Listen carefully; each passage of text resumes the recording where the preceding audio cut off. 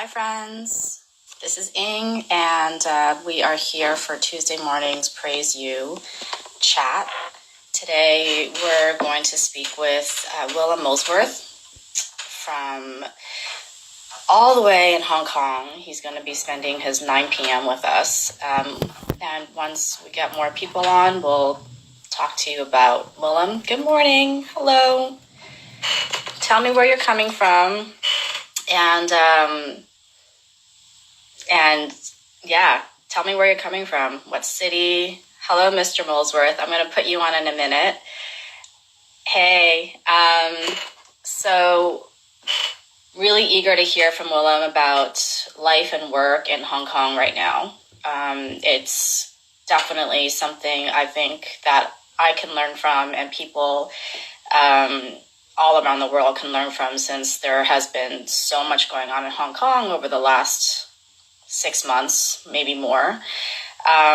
So Willem is going to join us in a second. I'm going to request you. We'll get started. Hi from Milan. Thank you for tuning in from Milan. How is it there? Hi, Willem. Hi. How are you? Good. How are you? I'm good. I want to hear you. I want to get you a little louder, though. Okay. Is this better? It's a little better. I'm hearing like a little feedback, but let's see what we can do. Huh. I wonder if it's because I have like a little echo thing happening. Yeah, that's better. Is it better? I think so. Everyone give me a thumbs up if you can hear him okay. But yeah, let's get to it. How are you? What's going on in Hong Kong? Oh, okay. Sorry. Uh-oh. Oh, perfect. That's okay. I'm okay. Things here are, compared to the rest of the world, a hell of a lot better. We had 0 cases yesterday of new COVID cases, and we only had 4 reported today, all of which were from, I think, the U.S. or the U.K. So people who had just flown over it. Yeah, and had came down with it. So, I think compared to that, compared to what the rest of the world is going through, we're doing very, very well. Yeah. Yeah. So why don't you tell folks who have joined right now a little bit about you and your work in Hong Kong? I'm the director of a gallery here called The Sart. We work with a lot of contemporary artists from East Asia, Greater China, Hong Kong as well here. We have a very kind of avant-garde program presenting artists working in lots of different mediums, really kind of pushing boundaries where we can, and doing something kind of experimental. I'm also the vice president of the Art Gallery Association, so I try to take a role as a community leader of sorts, trying to craft some sort of interesting discourse about galleries and engage the general public here in an interesting way. I also have a side project I do with my wife called Suitcase Institute, which is... Yeah, tell us about that. That's a project where we commission artists to create artworks inside of a suitcase, and then the suitcase opens up and is displayed anywhere in any context at any time. It can travel freely because it's in a suitcase. In a suitcase. Yeah, interesting. Everyone check out Willem's Instagram, because he has all of those handles on his profile. I do, yes. And well, first of all, good morning and good evening to you. I'm drinking my cup of soba tea. Oh, what do you have? Soba tea, nice. I have amaretto here, and I said Italian liquor. Yeah. Classy. Well, cheers. Cheers. Because I appreciate that it's 9 p.m. your time, and this is late for you, but really good to see you. So Willem and I met, we met on the phone in probably July, August last year, 2019, when you were organizing, or maybe before, but you were organizing the symposium for the Hong Kong Art Gallery Association. And I was really honored because he invited me to come speak. But then in the midst of the invitation and the actual event, which was in November, the pro-democracy protests really ramped up in Hong Kong. And there was, this situation for a few months, even up till the point I left, where I wasn't sure if it was really going to happen. And luckily, the time that I was there was super peaceful, and I saw remnants and I saw evidence of these protests, but I wasn't physically or personally affected by it. But so Hong Kong has been through a lot over the last year. How has that been for you? First, as an expat, I mean, you're originally from the U.S. And how long have you been in Hong Kong now? Almost 4 years. Almost 4 years now. Okay. Yeah. And so when you first got there to how it's been over the last few years or last year, what in your mind has been the same and what has been different? Oh man, I mean, sorry. In many ways, it's the city's changed in a really shocking way. I mean, it's been to think back about what life was like here, even a year and a half ago, or even a year ago, still, right? To what it is now is kind of strange, right? The protests that are happening now, or I mean, I talk about them as if they're still ongoing, because I really do feel if COVID wasn't happening, they would still be happening. That these protests, I think everybody knew they were going to happen at some point, but they were expecting it to happen around 2047, or closer to that point in time when the handover is supposed to happen, right? And so to have it so accelerated to the point where 30 years early it's happening is kind of crazy, and really not anticipated. Sorry, it keeps happening. Can you see me? Yeah. So it's been wild. But that said, it's also as somebody working in the arts and as a gallerist who's working with artists based here and across China, it's been almost more rewarding than ever, because you really feel like you're contributing to the expression and dialogue around very kind of like hard fought ideas, and that really do have impact and repercussion. Right. So that's a gallerist. I mean, you can't, what more can you ask for? Yeah. So you guys have been also under a similar type of shutdown as we have in the U.S. Because I know you have your current exhibition and you're quite excited to open it because it had been postponed. Tell us about that, what that process was like. So our shutdown is very loose. It's not a real shutdown, honestly. Most of the city is open still. There are very few targeted kind of like businesses that are not allowed to be open, like KTVs, nightclubs, bars. But restaurants can still be open, I think, like at half capacity, or with, maximum tables of 4. You're not supposed to gather.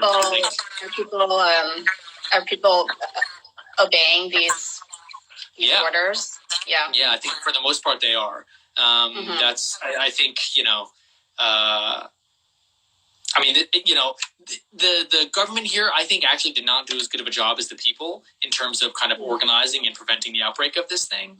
It took the government quite a while to shut down the border. And that's something that, because there had been these months of protests and community organizing happening across the city, the medical workers of Hong Kong were able to organize like that and put together a protest that shut down the medical facilities here, and kind of pushed the government to shut the border in a rather meaningful way. So it's everybody's very respectful. Everybody's been wearing masks since day one. Right. Yeah. Interesting. Right. So you didn't really have a shutdown, but did you close your space for any given time? We have not. We've not closed our space at all. We've been able to work through all of it. And we took longer to install our show than we normally do. We closed for 2 weeks as opposed to 1. And we certainly did have to move our schedule around dramatically. Our current show is actually not a show we planned at all. Okay. It was what we did was we originally planned a show in March to open alongside Art Basel, which of course was canceled, for a Shanghai-based artist named Wang Xin. And that show, the moment, even before Art Basel was canceled, I realized I was going to have to do something else because there were already production issues in terms of getting the stuff from Shanghai to here, right? Right. So I immediately started thinking of, oh God, what am I going to do? What can I try to pull out of a hat, right? And the solution came when Art Basel was canceled. What we did was we basically took our program for the fair and put it in the gallery. And we were very lucky to have one of our young Hong Kong-based artists, Andrew Luck, be accepted into the Encounters program, which is like a very curated. Only 12 artists are selected. Curated by Plexiglass Cantor and big public scale kind of installations. So we basically took that this thing that was very, very close to being done and decided to show it in the gallery. Make some changes in terms of scale and what have you, but Okay. Right. I mean, so Hong Kong, was the first kind of in the art world to be affected by all of these gallery and art fair closures, because Art Basel Hong Kong was announced to be closed. I mean, it was really tight, right? There was a lot of, it was contentious and it was very, very dramatic. From your perspective, because I know you had penned something for AGA, what was your outlook on the whole thing? And has it changed now? I mean, at the time, it felt like a few different things were happening. Galleries had been pushing Hong Kong. Western-based galleries had been pushing Hong Kong to cancel the fair for a long time, just due to the protests. And so when COVID started to break out, they were like, "Oh, it's COVID, and now it's the protests, and now this. You have to cancel. What are you waiting for, right?" And I think the criticism of the fair needing to close due to the protests was unfair and kind of unjust. And basically, we penned a letter to that effect. That was saying something like, that the pressure on that front is not right, but the concern about COVID and the coronavirus at the time, right, was very legitimate, and that really could cause for the cancellation of the fair, and that we would respect that. But in a larger sense, it was really just trying to give Art Basel, the institution, space to make the right decision and not be forced to do something out of some strange political concern, Sorry. Go ahead. No, go ahead. I mean, you saw it yourself with the symposium, right? I mean, in the midst of one of the most intense moments of the city, and when it looked like a little bit of a war zone in some of the universities, we were still able to do our event. And it was relatively well attended, and we did have a lot of people engaging and watching the live stream. Yeah, so absolutely. Yeah.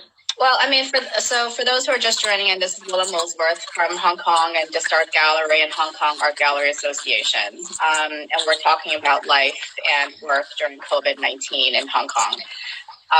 But for those who are watching and aren't perhaps as well versed as some of us about what's been going on in Hong Kong, why did you feel that the protests, the hesitation towards opening Art Basel Hong Kong because of the protests was a different thing compared to COVID? Why in your mind, or why in your minds was that different?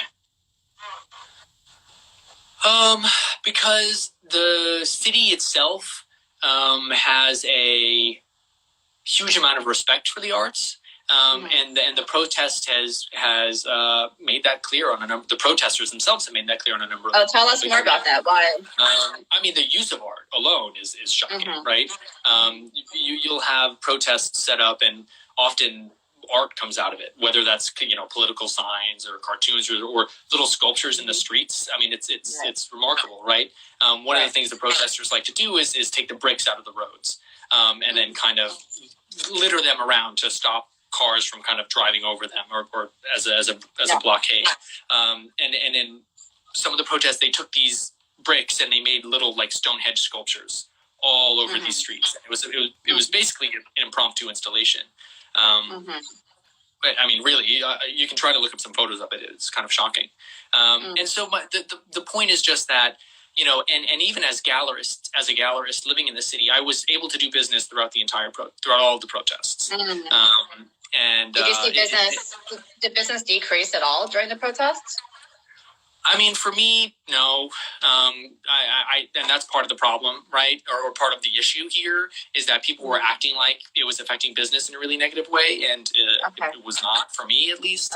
And it was kind of just indicative of people trying to, it's get a discount, use something to get a discount as an excuse, and that's kind of I don't know, leverage or negotiation technique is just not something that's super great, Yeah. So then, in comparison to when COVID was starting to really, hit China, and because of the extreme back and forth in terms of commerce and just population between Hong Kong and mainland China, you immediately recognized that was a different thing altogether. And that's my God, you have a confluence, an international confluence of the kind that Art Basel creates, and that's a recipe for disaster in terms of a virus spreading. So it's common knowledge. I don't shake hands at art fairs. It's always like a bump, a fist bump. Right, exactly. I'm sick. So when do you think? When do you think Hong Kong and the rest of the art world will get back to whatever might be normal? Do you think it's going to be a year from now? I think probably at least a year from now. And do you think that? Yeah, go ahead. No, and do you think that? And what do you think the normal will be? What does that mean? I don't know. As much as I'm really hopeful that this whole experience really kind of causes some serious introspection, and we start to think more critically about, why we travel, do we need to travel, our impact on the environment, et cetera, et cetera. I know that after fasting, the first thing I do is eat a huge meal, right? Once you kind of starve yourself of something, you immediately want it back. You want a lot of it. So I'm a little bit worried it's just going to go right back to normal in terms of how we travel and consume and do things. But I do think it's going to take a while for that to happen, because I think, our cities, our individual cities and countries and states, what have you, may start to open up, but travel between these areas will probably not happen for quite some time. Yeah. Interesting. And in terms of your gallery program, what have you done to shift any of the content and programming online? And what has that experience been like? Well, we participated in Art Basel, Hong Kong's online viewing room, right? And for that, we made a very kind of conscious decision to show artwork that does well online. Just from my experience, I've always known a certain kind of art performs better online in terms of sales. And tell us what you think that is. Two-dimensional artworks. Yeah. Okay. So paintings and photos. And in my experience, under 30,000 US typically does better. Whereas if you wanted to show like a large installation or a sculpture or something that's really blue chip, millions and millions of dollars, I find that harder to sell online, unless you really have the kind of like commercial weight of like one of the really mega galleries like Zwirner or Gagosian, right? So that's what we did. We did a presentation of paintings by a Beijing-based painter and a Hong Kong-based painter, or Hong Kong-based artist named Tom too. Yeah. Okay. And so what was that process like? Did Art Basel give you a lot of, a lot of support in terms of getting that up on their online viewing rooms, or was it, because I don't, like, in terms of the back end of it, what was that like for you? Was that easy, or was that difficult to navigate? It was relatively easy to navigate, just given past experience working with platforms like Artsy, ArtNet, Ocula, right? There's, I think, and on my own website, a lot of galleries have experience kind of being online now. And this online viewing room presented a chance to kind of learn or use the techniques that have been learned over years now, and apply them to a new situation. And it was great. They offered classes or like, little lectures on how to work the system. They explained what performs best in terms of like whether you want an image or how to outline it or what it would look like for a sculpture. And without being, negative about anything, I think it was pretty clear what what would work well on that platform. So you felt like you were given a lot of support for it. Yeah. I mean, one of the interesting things is seeing how accelerated the development of online technology has had to become because of COVID-19 for the fine art, visual art world. And we saw Zwerner, I think it was Hauser, announced that they're accelerating their VR division. I believe they announced that last week.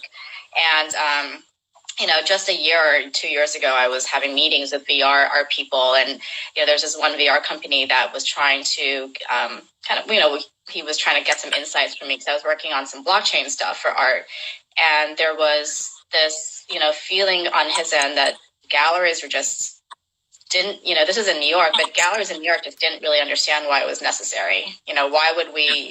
Why do we need this VR technology for our gallery? We want people to come in, which of course is true, right? But for those who did adopt that and at least dip their toes in it, then they were able to be more prepared for something like this. But yeah, I mean, are you guys looking more closely or analyzing more closely the different kind of technological advancements that galleries can use at this point? And do you feel like there's something out there that we need to know about? I think, for us, it's I think a little bit different because we are still open. And I've been actually very busy. I haven't really had the time to sit down and kind of figure out how to drum up a whole new online presence. VR is something we've always been hugely supportive of in terms of our artists creating art in VR, because there's so much kind of possibility there. And that's really impactful and powerful. I also even just had a collector curate a show of his own collection in a VR room and at a VR kind of museum. And that seems to be doing very well for him. People are responding extremely well to it. But I understand the hesitance and then the reluctance of a gallerist, because there's something very kind of like, the art world is a holdout. You look at every other market in the world, and it's been completely transformed by the internet and technologies. Whereas the art world is a Victorian era market that functions on like insider trading, closed doors. It's a handshake. Exactly, it's a handshake, and so it's like they don't want to give up the brick and mortars. The physical space. It's that's what makes it what it is. Yeah. It's so funny. I was so my parents are both in healthcare, right? They are not. They love art, but they are not experts. They don't know anything about it. And I was telling them about how, at a certain point, if you're a certain type of artist and you're a certain type of gallery, you don't want to sell your work to just anybody. The galleries are very protective. They're stewards of who gets to take your art into what type of collection. And I said, there could be someone who offers $5 million on a work of art. And if the gallery and the artist decide that that person is not someone they want to have own that work, they won't sell it to them. And they looked at me like I was crazy. They were like, why can't you just sell to whoever wants to buy it? I mean, isn't that what the market is, and I was trying to explain the whole concept, but to most people, to almost everybody else in the world, this makes no sense. It makes no sense. And it's, you kind of wonder, like, if there is going to be a shift in that kind of, probably not, at the top, like 1%, but, I think a lot of artists start thinking, oh, I want my work in this collection or in this institution, because that does matter a lot. But in terms of the people who are going to have the financial resources to, pay for a work of art in the future, obviously now, as we potentially go into a recession and, in the US, it's terrible, right? I mean, the number of unemployment applications and the restaurants. I'm just worried about all of the small businesses and people who in the past could have perhaps afforded a work of art for a couple $1,000s. They are not going to be looking at buying a work of art for a couple $1,000s. And you even think like 30 years ago, people who collected art were doctors and dentists and lawyers, people who had these well-paying jobs. But now, like, if you're a doctor or a dentist or lawyer or something, you're probably, like, a lot of them feel intimidated by the art market because of these astronomical prices. So I wonder if there's going to be like a shift back in a way to perhaps what it used to be, or we'll see something totally new. Yeah, I don't know. We'll see. I mean, I don't. The gallery and me really don't play that game in terms of not selling to people. If somebody wants to buy, we'll almost certainly sell to them, as long as they don't have like a reputation of not paying or something like that. You know, that's we're very open and do want to create a true kind of market, right? Yeah. Well, so what do you want to see come out of this era of COVID-19? You know, let's say once the vaccine is out and people are going to be safe from this virus, we're able to travel again and there isn't an imminent threat of something else similar. Is there in your mind something that you would like to see emerge from what's happened? I mean, I would really like to see a kind of more closely knit community, global community come out of this. One where people are kind of united in their kind of efforts towards defeating a common enemy, right? Be that COVID in this case, or something else like global warming, for example, or any number of kind of bad thing out there. And I think that would be great to see that, and for people to kind of realize that oftentimes the people in charge may not do it for them. That it very much does come down to community and individual action in terms of trying to make something happen. Yeah. Right. And you were saying that's what you saw during Hong Kong protests, and the community was the one that really reacted and took things into action. Well, we have a few minutes left, so if anyone has questions for Willem, either about his work or what it's like in Hong Kong right now, please put in the comments. And in the meantime, Willem, is there something that has been on your radar in terms of kind of Corona-era entertainment or art that's really struck you that you'd like to share? Corona-era entertainment or art? I'm thinking, what have I seen? I mean, so much of it has been online. Oh, there's I'm blanking on the artist's name right now. What is it? She made these like lizard people videos in New York. She's a New York-based artist, and she makes these videos of like these lizards on a rooftop, kind of talking about what it's like to live in a coronavirus New York, where everything's shut down, and it's very simple but kind of beautiful. Yeah. Wait, is it animated or it's animated? Using... Yeah, it's animated. Okay. It's like CG. Yeah. Oh, cool. That's cool. Yeah. There's been, I mean, especially for us, since we're totally indoors, you know, there's been so much that I've, especially the first few weeks that I was able to see and just kind of be like, wow, this is cool. I'm going to archive this. And I ended up having a lot of it. I would say the last couple of weeks, it's kind of changed a little bit, but, you know, there's going to be this whole era of like arts and entertainment specific to what's happening right now, which I find really, really interesting. Well, let's see. Well, I don't know if anyone else has any questions. Nobody? Well, I really wish you all the best of luck, and that, you know, things in Hong Kong become more like what it was, perhaps, or, you know, it evolves into something a little bit more peaceful. And you know, I'm Taiwanese, and I know that with my family there, you know, everyone is still hyper cautious of what's happening with COVID-19 and with all of these like kind of second wave of infections too. You just want to continue to play it safe. Of course. I mean, we're here indefinitely, so call me whenever. I'm here. I will. Thank you. And I hope to see you guys too. I'm terribly worried about everyone back in the States. You still have family. Your family is in Connecticut, right?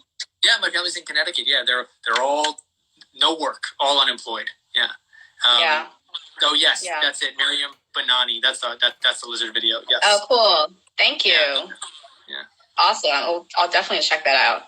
Oh, here's a question. Do you see great art coming out of this period that's sincere and not opportunist? Yeah, I think so. I mean, I think part of, even, I hate to talk about my own art, right, in the gallery right now, but if you look at what Andrew Luck has made, something that I found really interesting is that he thought of that kind of coming from the protest, right, from the protests here. And it's kind of like a dystopian future cityscape that's very concerned with the environment and our impact on it. and what the future might look like in a kind of very interesting modernist way, using the language of modernism, because it's a giant mobile. It's a call to like mobile, right? But part of what's so interesting about it is that it feels extremely applicable to the current environment, where the entire world is shut down from COVID, and it's speaking to these kind of very anxious, haunted feelings that we all have, and I think that is. It doesn't strike me as opportunistic at all. It feels there's a real kind of deep catharsis within the work that resonates with people, and is hugely striking. And I think, unfortunately, we may need. I mean, there's so much great stuff being made online, like you said, and in VR. But maybe we'll need to wait. We may need to wait to experience this kind of art until things open up again. And yes, this artist is Andrew Luck. Yeah. Andrew Luck, Luck, right? Luck, yeah, Luke, really. Yeah. If you go to the Desart Gallery Instagram, you'll see a lot of posts about it. It's absolutely beautiful. Yeah, well, thank you so much. Have a wonderful night in Hong Kong, and I will see you soon. And for those who are tuning in later, my friend Amanda Willinger is going to be on, and she's from Lagos, the jeweler, and we're going to hear about chief digital marketing right now for that industry, which I think is very interesting. So thank you, everybody. And this will be up in the stories for 24 hours, and hopefully I'll get it up on YouTube after that. I appreciate you. Have a great night. Thank you. You too. You're the best. Bye, everyone. Yeah. Bye.